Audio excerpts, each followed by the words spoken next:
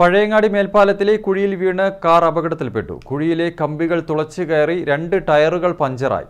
യാത്രക്കാർ തലനാരിഴയ്ക്കാണ് രക്ഷപ്പെട്ടത്.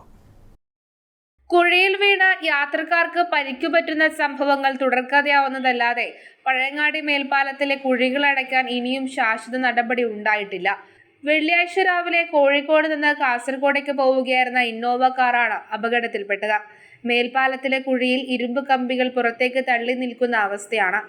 കുഴിയിൽ വീണ ഉടനെ കമ്പികൾ തുളച്ചു കയറി കാറിന്റെ 2 ടയറുകളും പഞ്ചറായി. തലനാരിഴയ്ക്കാണ് യാത്രക്കാർ വലിയൊരു അപകടത്തിൽ നിന്നും രക്ഷപ്പെട്ടത്. മാസങ്ങൾക്കുള്ളിൽ കുഴിയിൽ വീണ നിരവധി വാഹനങ്ങൾക്ക് കേടുപാടുകൾ സംഭവിച്ചു. പലർക്കും പരിക്കേറ്റു. തലയ്ക്ക് സാരമായി പരിക്കേറ്റവർ വരെയുണ്ട് അക്കൂട്ടത്തിൽ. കഴിഞ്ഞ ദിവസം പാലത്തിന് മുകളിലെ കോൺക്രീറ്റ് ഭാഗം ഇളകിത്തെറിച്ച ഇരുചക്ര വാഹനത്തിന് കേടുപാടുകൾ സംഭവിച്ചിരുന്നു. നമ്മൾ കാണുന്നതാണ് ഇപ്പം നിത്യകാഴ്ചയാണ് ഈ ദുരിതമേറിയ യാത്ര.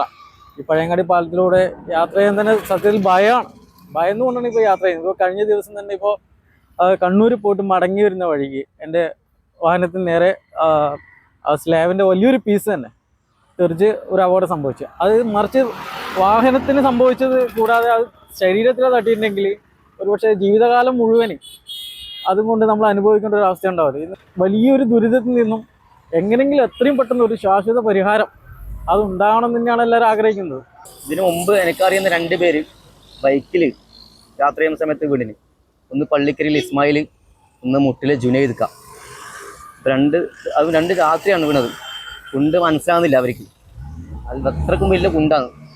കുണ്ടിൽ വീണിട്ട് കമ്പി തുളച്ച് കയറിയത് ഹെൽമെറ്റിനുള്ളിൽ കൂടി.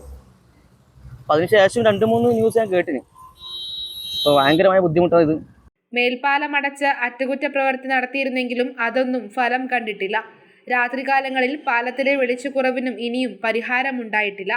ശാശ്വത നടപടി വേണമെന്ന ആവശ്യം ശക്തമായിരിക്കുകയാണ്. News bureau, Pazhayangadi.